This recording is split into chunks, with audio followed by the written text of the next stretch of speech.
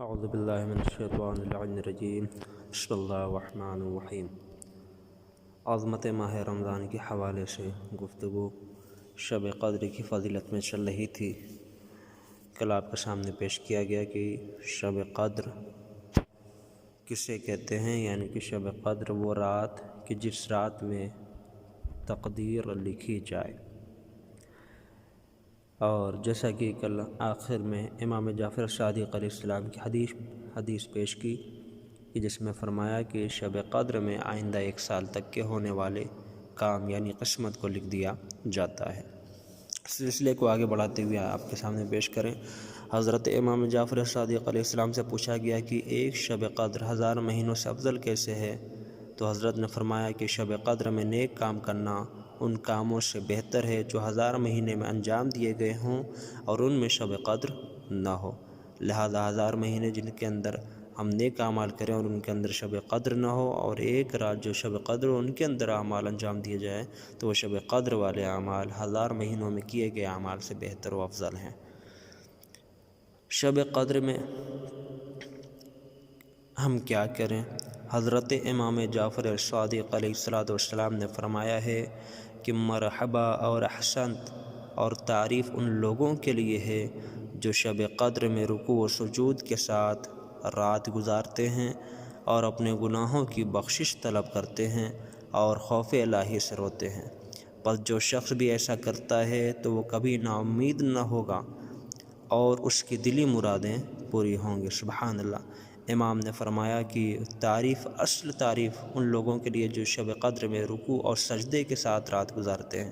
شب بیداری یعنی کہ صرف یوں ہی جاگنا، وقت برباد کرنا، باتیں کرنا نہیں ہے، بلکہ نماز و دعا و استغفار کے ساتھ رکوع سجود کے ساتھ شب بیداری کرنا ہے شب قدر میں، اور اپنے گناہوں کی بخشش طلب کرنا ہے، خوف الہی سے گڑگڑانا ہے، رونا ہے۔ اس کے بعد امام نے فرمایا کہ جو ایسا کرے گا تو وہ کبھی نا امید نہ ہوگا، اس کی دلی مرادیں پوری ہوں گی۔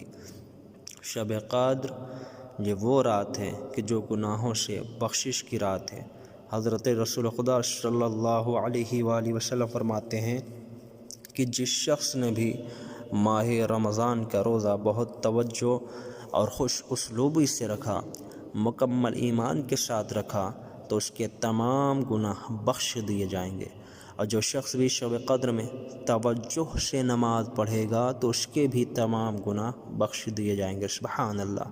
اپنی گناہوں کی مغفرت کے لیے جو رات خداوند عالم نے ہمارے لیے رکھی ہے، ہمارے گناہوں کی مغفرت کے لیے، اس رات کا نام ہے شب قدر، لہذا اسے گنوائے نہیں۔ آج 22 رمضان المبارک ہے اور آج ہی آنے والی رات شب قدر ہے، آخری شب قدر ہے، سب سے بافضیلت شب قدر ہے، لہذا ہم جاگیں، شب بیداری کریں، عبادات کریں، دعائیں استغفار کریں، اور ساتھ میں صدقہ و خیرات بھی کریں، انفاق بھی کریں، اور اپنے گناہوں سے اور کسی کا دل دکھایا ہے تو اس سے معافی مانگیں تاکہ ہمارے گناہوں کو مٹا دیا جا سکے اور ہماری تقدیر بہتر سے بہتر ہو سکے۔ آخر میں آئیے حضرت امام محمد باقر علیہ السلام کی حدیث 23ویں شب قدر کی فضیلت کے عنوان سے پیش کروں۔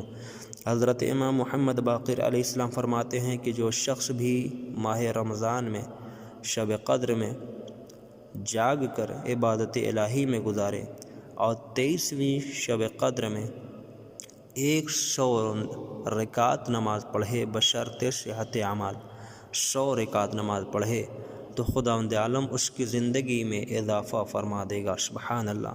اس کو دشمنوں کے شر سے محفوظ رکھے گا اور موت کی تکلیف سے آرام دے گا۔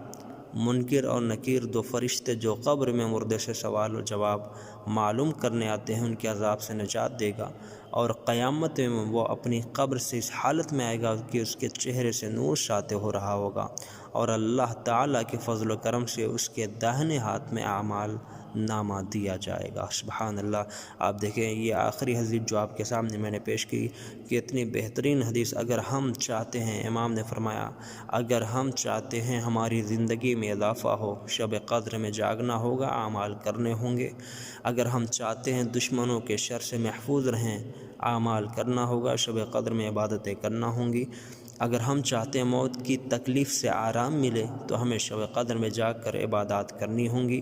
اگر ہم چاہتے ہیں منکر و نکیر فرشتے جو قبر میں آتے ہیں جو سوال و جواب کرتے ہیں ان کے عذاب سے ہم محفوظ رہیں تو ہمیں شب قدر میں جا کر عبادت کرنی ہوگی۔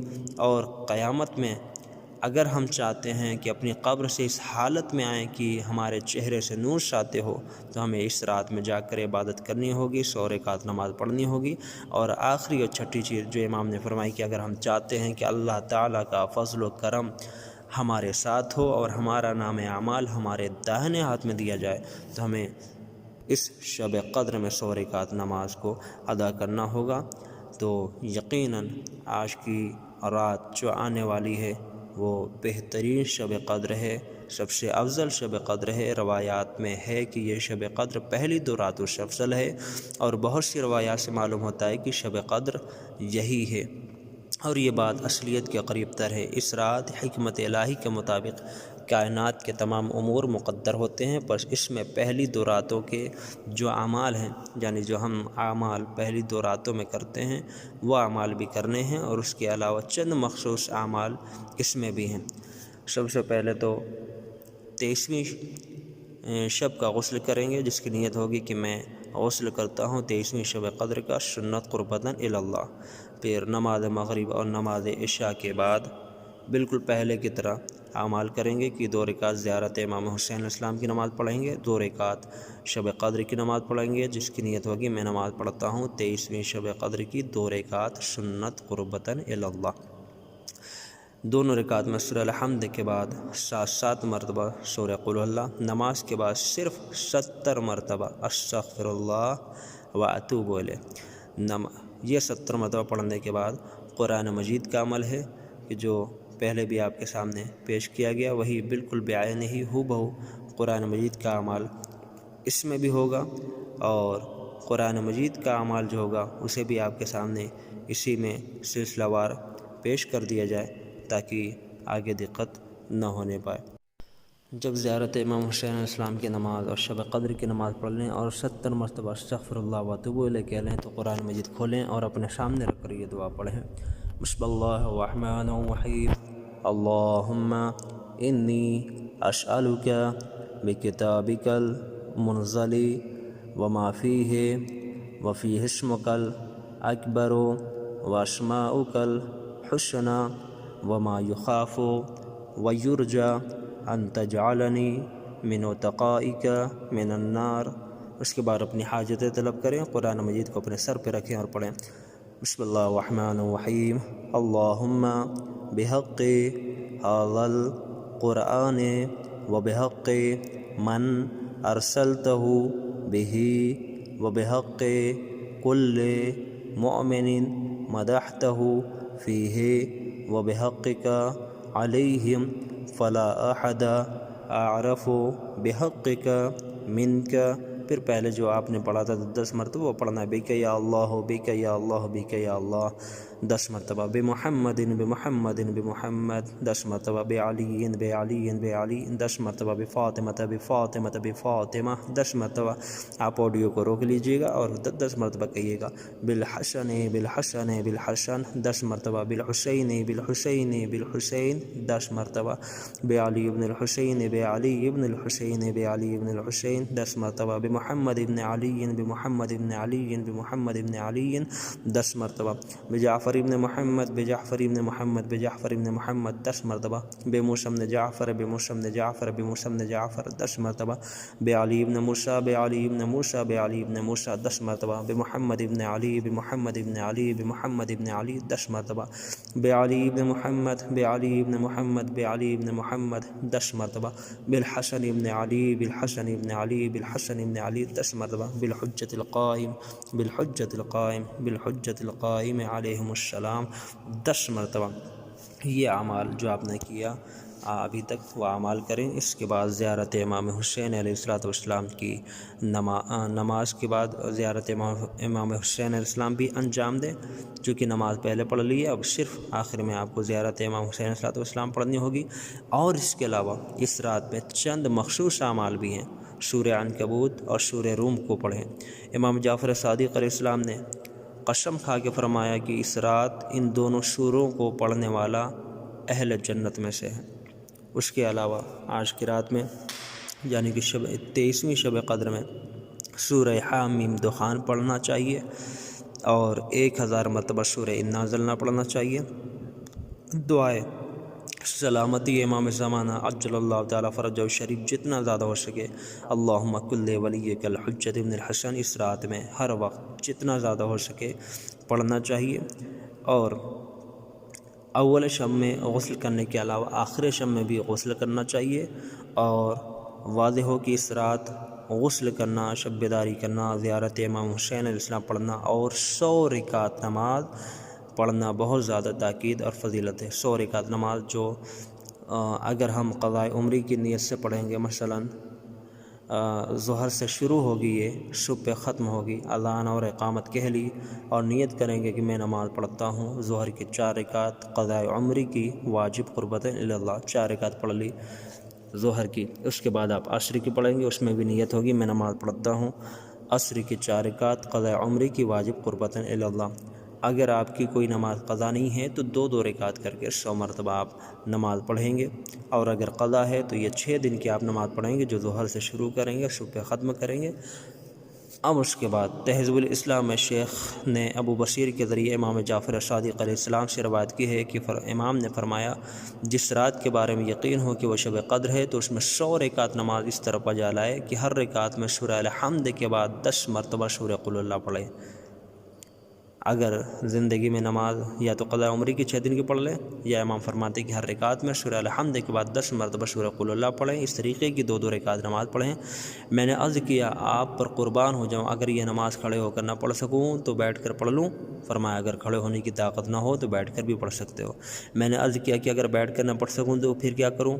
تو امام نے فرمایا کہ بیٹھ کر نہیں پڑھ سکتے ہو تو پشت کے بل لیٹ کر پڑھ لو۔ لہذا 100 رکعت نماز کی تاکید کی گئی ہے۔ اگر آپ چاہیں تو ظہر سے لے کر صبح تک ظہر سے شروع ہونے والی صبح پہ ختم ہونے والی جو نماز ہے آپ 6 دن کی وہ پڑھ لیں، یا پھر 2 رکعت کر کے 50 مرتبہ پڑھ لیں جو 100 رکعت ہو جائے گی، اور اس کی ہر رکعت میں سورہ الحمد کے بعد 10 مرتبہ سورہ قل اللہ پڑھیں۔ دائم الاسلام میں روایت نقل ہوئی ہے کہ حضرت رسول خدا صلی اللہ علیہ وسلم ماہ رمضان مبارک کے آخری عشرے میں اپنا بستر لپیٹ دیتے اور عبادت الہی کے لیے کمر باندھ لیتے۔ 23ویں کی رات آپ اپنے اہل و عیال کو بیدار کرتے اور پھر جس پر نیند کا غلبہ ہوتا اس کے منہ پر پانی کے چھینٹے دیتے۔ حضرت فاطمہ زہرا سلام علیہا بھی اس رات اپنے گھر کے کسی فرد کو سونے نہ دیتی، نیند کا علاج یوں کرتی کہ دن کو یعنی کہ افطار کے وقت کھانا کم دیتی اور فرماتی کہ دن کو سو جاؤ تاکہ رات کو بیدار رہ سکو۔ آپ فرماتی ہیں کہ بدقسمت ہے وہ شخص جو آج کی رات خیر و نیکی سے محروم رہ جائے۔ ایک روایت میں ہے کہ حضرت امام جعفر صادق علیہ السلام سخت علیل تھے، بیمار تھے کہ 23ویں ماہ رمضان آ گئی۔ آپ نے اپنے خاندان والوں اور غلاموں کو حکم دیا کہ مجھ کو مسجد لے چلو، اور پھر آپ نے مسجد میں شب بیداری فرمائی، رات بھر جا کر عبادت کرتے رہے۔ علامہ مجلسی کا ارشاد ہے کہ جہاں تک ممکن ہو اس رات تلاوت قرآن مجید کریں، صحیفہ کاملہ کی دعائیں بالخصوص دعائے مکارم الاخلاق اور دعائے توبہ پڑھیں۔ نیز یہ کہ شبہ قدر کے دنوں کی عظمت و منزلت کا بھی خیال رکھیں اور ان میں عبادت الہی اور تلاوت قرآن کرتے رہیں۔ معتبرہ حدیث میں ہے کہ شب قدر کا دن بھی اس رات کی طرح عظمت اور فضیلت کا حامل ہے۔ لہذا عزیزان محترم، شب قدر جو بہترین رات ہے، نہیں معلوم اگلے برس زندگی ہے یا نہیں ہے، لہذا ہم شب قدر کو بہتر طریقے سے اعمال کے ساتھ، دعاؤں کے ساتھ، استغفار کے ساتھ، نمازوں کے ساتھ انجام دیں اور خیرات کریں، صدقہ کریں، ایک دوسرے سے اپنے گناہوں کی معافی مانگیں تاکہ ہمارے گناہ ختم ہو سکیں اور ہمارے نام اعمال میں زیادہ سے زیادہ نیکیاں ہو سکیں۔ اور گزارش ہے کہ اس حقیر کو بھی اپنی اپنی دعا میں ضرور یاد رکھیں۔ والسلام علیکم ورحمۃ اللہ وبرکاتہ۔